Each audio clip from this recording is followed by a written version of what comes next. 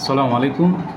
এই মুহূর্তে যারা বেসিক নলেজ আইটির চ্যানেলটি দেখছেন তাদের সবাইকে জানাচ্ছি আন্তরিক মোবারকবাদ। আজ কম্পিউটার প্রশিক্ষণের ৮ নং ক্লাস। এই ক্লাসে আমরা জানব এমএস ওয়ার্ডের কিছু টুলস সম্পর্কে। তাহলে চলুন শুরু করি। শুরুতে দেখছি আমার ব্যাকগ্রাউন্ডটা চেঞ্জ হয়ে গেছে। এই ব্যাকগ্রাউন্ডটা একটু নিয়ে আসি। আমি ইতিপূর্বে আপনাদেরকে এই ব্যাকগ্রাউন্ড কীভাবে চেঞ্জ করতে হয়, নিয়ে আসতে হয়, এটা আমি দেখিয়েছি। ব্যাকগ্রাউন্ড কীভাবে ডেস্কটপের চেঞ্জ করতে হয়। এখানে যেখানে এমএস ওয়ার্ড আছে, বিভিন্ন রকমের আছে। এখান থেকে এখানে ক্লিক করলে সাথে সাথে এটা চেঞ্জ হয়ে যাবে। ওকে। আর যেহেতু আমাদের আজকের ক্লাসটি হলো গিয়া এমএস ওয়ার্ডের কিছু টুল সম্পর্কে।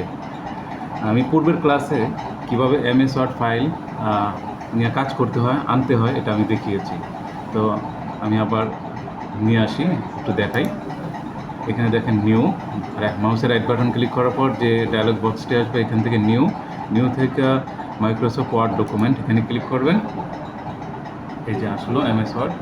এখানে যাই লিখি, আমার নাম লিখি FARUK ফারুক, লিখে এন্টার দিব।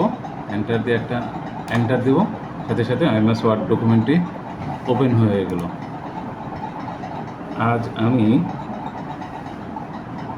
আমি শিখব হলো এমএস ওয়ার্ডের এই যে নিচের লাইনে যে টুলসগুলো দেখতেছেন, এই টুলসগুলো সম্পর্কে আমি একটু লিখি। CLASS class 08। আজকের ক্লাসটা হলো কি 8 নম্বর ক্লাস। ওকে, 8 নম্বর ক্লাস। আজকে যে অংশটা নিয়ে আমি কাজ করব সেটা একটু আপনাদেরকে একটু স্ক্রিনশট নিয়ে দেখাই। ইতিপূর্বে আমি এটাও দেখিয়েছি কীভাবে স্ক্রিনশট নিতে হয়। এই যে স্টার্টে যাবেন, স্নাইপিং টুল, এখানে ক্লিক করলে দেখবেন পেজটা একটু খোলা হয়ে গেছে। এখান থেকে এই যে দেখেন প্লাস বাটনটা আসছে না, এখান থেকে আমি যেটুকু কাজ দেখাবো সেটুক নিয়ে অতটুকু অংশই আমি স্ক্রিনশট নিতেছি। এই যে দেখেন এতটুকু অংশ নিয়ে আমি আজকে ক্লাসে আলোচনা করব। হ্যাঁ, এখানে আছে বর্ডার, ইটালিক, আন্ডারলাইন থেকে শুরু করে টেবিল পর্যন্ত আছে। স্ক্রিনশট নিলাম। এই যে দেখেন আমি সেই অংশটা স্ক্রিনশট নিয়ে আলাদা করে ফেললাম। ঠিক আছে, স্ক্রিনশট নিয়ে আলাদা করে ফেললাম। এইখান থেকে দেখেন আমি টোটাল এই অংশটা নিয়ে আজকে আলোচনা করব আপনাদের সামনে। তো চলুন আমি এমএস ওয়ার্ডে চলে যাই। এখানে যেহেতু অনেকগুলো টুলস নিয়ে এখানে আলোচনা করব, আমি একটু টুলসগুলো লেখার চেষ্টা করি। দেখি, প্রথমে একটা লাইন লিখি, today we will learn, learn some TOOLS tools of MS WORD word। প্রথমে কি আছে, এক নম্বরে আছে বোল্ড, BOLD, বোল্ড। তারপরে আছে italic, ITALIC, italic. Underline, UNDER, underline. তারপরে আছে স্ট্রাইক থ্রো, এটা হলো স্ট্রাইক থ্রো। হ্যাঁ, দেখি স্ট্রাইক থ্রো। হ্যাঁ, STRIK, strike, THROUGH, strikethrough. তারপর আছে সাবস্ক্রিপ্ট, SCRIPT, সাবস্ক্রিপ্ট। তারপর আছে superscript, super, SCRIPT, superscript আছে। তারপর আছে text effect, TEXT, text effect, EFFECTS, effect. Subscript লেখাটা আমার ভুল ধরছে, দেখি কোথায় ভুল করছি। যদি কখনো কোনো লেখার নিচে এরকম লাল চিহ্ন আসে আপনার একটা ইংলিশ লেখায়, তখন বুঝবেন যে সে গ্রামাটিক্যালি এটা ভুল ধরছে, এই লেখাটা আপনার ওয়ার্ডটা লেখা ভুল আছে। সেক্ষেত্রে আপনি মাউসের ডান বাটন ক্লিক করবেন, মাউসের রাইট বাটন, তারপর দেখবেন কি এখানে কারেকশন লেখাটা দেখা যাচ্ছে। এই যে সুপার স্ক্রিপ্ট, এইভাবে আপনারা কারেকশন করতে পারবেন। টেক্সট ইফেক্টের পরে আছে কি text highlight colour, TEXT, text HIGHI text highlight COLO text highlight কালারের পরে আছে ফন্ট কালার, ওইটা হলো গিয়ে ফন্ট কালার। এর মতো যেটা দেখা যায় এটার ফন্ট কালার, ফন্ট কালার। তারপর এই পাশে দুই পাশে অ্যারো বাটন আছে, দেখেন অ্যারো চিহ্ন, এটা হলো গিয়া paragraph spacing, PARAGRAPH paragraph spacing, SPACIN paragraph spacing. তারপরে আছে কি শেডিং, CHADIN শেডিং। তারপর পড়া। যাই হোক, আমি এখানে টোটাল 12টা টুলস নিয়ে এখন আলোচনা করব। প্রথমে বোল্ড করার জন্য আমি উপরের লাইনটাকে আমি একটু সিলেক্ট করি। সিলেক্ট করলে দেখবেন এখন যদি আমি এই যে বোল্ড লেখার উপরে ক্লিক করি অথবা Ctrl+D চাপি, Ctrl+D, লেখাটা বোল্ড হবে। দেখেন লেখাটা একটু গাঢ় কালার হয়ে গেছে, গাঢ় কালো কালার হয়ে গেছে। এই লেখাটারে এখন যদি ইটালিক করতে চাই, ইটালিক মানে একটু অ্যাঙ্গেল বাঁকা হবে, সেক্ষেত্রে Ctrl+I বা এই টুলসে ক্লিক করলেই বাঁকা হয়ে যাবে। Ctrl+I। তারপর আছে কি আন্ডারলাইন হলো গিয়া এই লেখাটার নিচে একটা দাগ আসবে, এই বাটনটার নিচে ক্লিক করলে এখন আন্ডারলাইন হয়ে যাবে। এখানে একটা এরো বাটন আছে, আপনি এখানে বেশ কিছু লাইনের দাগের একটা অপশন দেওয়া আছে, দেখেন ডাবল লাইন, মোটা লাইন, ডট লাইন, হ্যাঁ এরকম আঁকা বাঁকা ডট লাইন, এরকম বিভিন্ন রকমের। এবং আরও কিছু করতে চাইলে এখান থেকে আপনি কালারও চেঞ্জ করে লাইন দিতে পারবেন। হ্যাঁ, এই আন্ডারলাইন বিষয়টা এখান থেকে আপনারা দেখলেন। আমি এটা ডট লাইন দিলাম, ঠিক আছে। এরপর হলো গিয়া টুলস, এই যে স্ট্রাইক থ্রো, এই যে এখানে 4 নম্বরটা, এই যে স্ট্রাইক থ্রো ব্যাপারটা হলো গিয়া এখানে দেখেন ABC এর মাঝখানে যে একটা দাগ আছে, একটা দাগ দেওয়া হয়েছে, যে লেখাটা কেটে দেওয়া হয়েছে, এটাকে বলা হয় স্ট্রাইক থ্রো, লেখাটা স্ট্রাইক করছে। এখন যদি এই টুলসে ক্লিক করি, লেখাটার মাঝখান দিয়ে একটা দাগ আসবে, এই দেখেন লেখাটার মাঝখান দিয়ে একটা দাগ আসলো। আর এই যে তারপরে টুলসটা হলো গিয়া সাবস্ক্রিপ্ট, এই যে এটা হলো গিয়া subscript.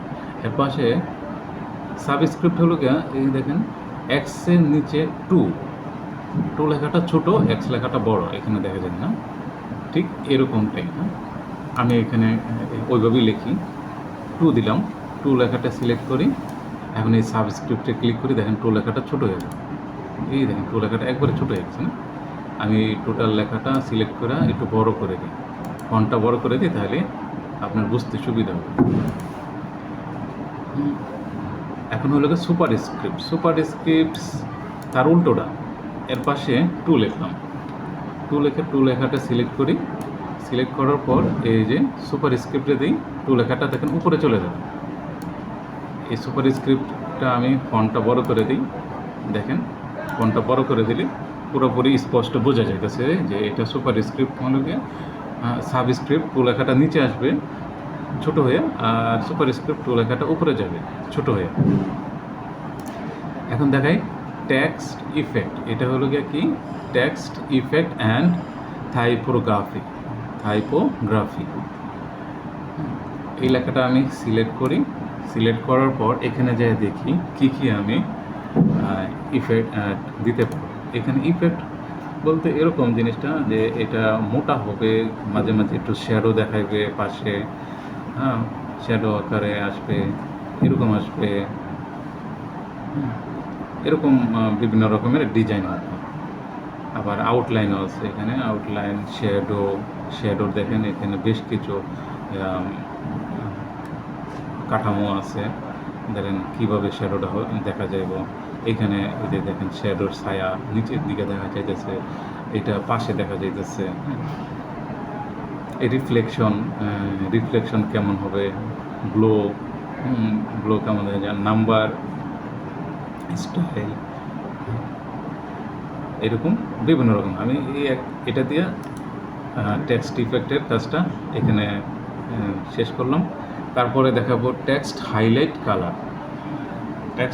Colour. Text highlight colour হলো গিয়ে এই টেক্সটের যে অংশটা আছে, এই যে আমি যেমন সিলেক্ট করলাম এই অংশটা কালার হবে। এখানেও দেখেন সিলেক্ট করার পর এই যে টেক্সট হাইলাইট কালারটা এখানে আছে, টেক্সট হাইলাইট কালার, বা আপনি এখান থেকে করতে পারবেন। টেক্সট হাইলাইট কালার ক্লিক করি, দেখেন এটা কালার হয়ে গেছে পুরো অংশটা। এটা ফন্ট কালার, ফন্ট কালার, এই যে ফন্ট কালারের এই টুলস, এখানে ক্লিক করবেন, এই লেখাটা লাল হবে, বা অ্যারো বাটনে ক্লিক করবেন। অ্যারো বাটনে ক্লিক করার পর আপনি এখান থেকে যে কোনো কালার এখানে আইনা দিতে পারবেন। এখানে মোর কালার আছে, এখান থেকে আইনা বিভিন্ন কালার এখান থেকে দিতে পারবেন। আমি এটা সবুজ কালার রাখি, গ্রিন কালার। হ্যাঁ, প্যারাগ্রাফ স্পেসিং, প্যারাগ্রাফ এখানে আরেকটা আরও 4টা ইয়ে আছে। এই যে left angle, sorry alignment, left alignment, centre alignment, centre alignment, right alignment এবং জাস্টিফাই অ্যালাইনমেন্ট। হ্যাঁ, এগুলা আমি পূর্বের ক্লাসে দেখাইছি। এখন আমি দেখাবো প্যারাগ্রাফ স্পেসিং। প্যারাগ্রাফ স্পেসিং হলো এই যে দুই দিকে দুইটা অ্যারো বাটন চিহ্ন দেওয়া আছে, এটা হলো লাইন অ্যান্ড প্যারাগ্রাফ স্পেসিং। আমি এই অংশটা একসাথে সিলেক্ট করি, 3টা জিনিস: paragraph spacing, shading and border. Paragraph স্পেসিংটা বোঝানোর জন্য আমি এখানে একটু ক্লিক করি। দেখেন এখানে 1.1 আছে, তারপর 1.50 আছে, 15 আছে, তারপরে 1.5 আছে। যত নিচের দিকে যাইতেছে ততই স্পেসিং কিন্তু বাড়তেছে, মাঝখানে জায়গাটা বড় বাইরে যাইতেছে। ঠিক আছে, এটারে বলে হয় স্পেস, মাঝখানে স্পেস তৈরি হইতেছে। আচ্ছা ঠিক আছে, আমি এ পর্যন্ত রাখলাম, 1.50 রাখি, আর 15 দিলাম। এটার বলে প্যারাগ্রাফ স্পেসিং। একটু বড় করে দিই, 2 দিই। হ্যাঁ, তাহলে প্যারাগ্রাফ স্পেসিংটা একটু বেশি দেখা যাবে, সহজে বোঝা যাবে। তারপরে আছে কি শেডিং। এই যে শেডিং কোনটা, এই যে শেডিং, এইখান থেকে শেডিং বলতে হলে কি ব্যাকগ্রাউন্ড কালারের মতো, দেখছেন এই যে এই শেডিং লেখার পিছনের পুরো লাইনটা সে একটা কালার করে দেবে। ধরেন এই যে এই কালো দিলাম, কালো দেখাবে। রেড কালার দিলে রেড কালার দেখাবে। এই যে রেড কালার দিলাম। তারপরে আছে কি বর্ডার। বর্ডার বলতে হলে কি আপনার এই যে শেডিংয়ের যেমন একটা পুরো লাইনটা ধরে একটা কালার হয়েছে, বর্ডারও সেম একই বিষয়, কিন্তু এটা দাগ আসবে, এই চতুর্পাশ দিয়ে দাগ আসবে। উপরে দিবেন নাকি নিচে দিবেন নাকি চতুর্পাশ দিয়ে দাগ দিবেন, সেটা বোঝাইতেছে বর্ডার। এই যে দেখেন আমি এখানে যাই, এই ধরেন আমি নিচে দিলাম, নিচে আসলো, উপরে দিলাম, উপরে গেল দাগটা, লাইনটা। পাশে দিলাম, পাশে আসলো, ডানে ডানে আসলো। আমি পুরোটা দিলাম, পুরোটা জুড়ায় সে একটা ঘর তৈরি করলো, এটারও বলে বর্ডার। ঠিক আছে, তো ধন্যবাদ। আজকে MS ওয়ার্ডের বেসিক ক্লাস এই পর্যন্তই। নিচে যে লাইনের টুলসগুলো দেখলেন, এখানে মোটামুটি 12টা টুলস নিয়ে আমি এখানে আলোচনা করলাম। আশা করি এই টুলসগুলো আপনাদের উপকারে আসবে। এই ক্লাসটি যদি মনোযোগ দিয়ে দেখেন, তাহলে ক্লাস থেকে মোটামুটি অনেক কিছু শিখতে পারবেন। আমার ক্লাসটি যদি আপনাদের ভালো লাগে, তাহলে আশা করি আমার চ্যানেলের সাথে থাকবেন। আমি নতুন ভিডিও বানাইতেছি, সেই জন্য আমি ঠিকঠাক মতো ওইরকম প্রেজেন্টেশন করতে পারি না। আমি আশা করি চেষ্টা করব এখান থেকে শিখবো এবং আপনাদেরকে শিখাবো। তো আজকের মতো ধন্যবাদ। আমার এই ক্লাসটি আজকে এই পর্যন্তই ছিল। আল্লাহ হাফেজ, আসসালামু আলাইকুম।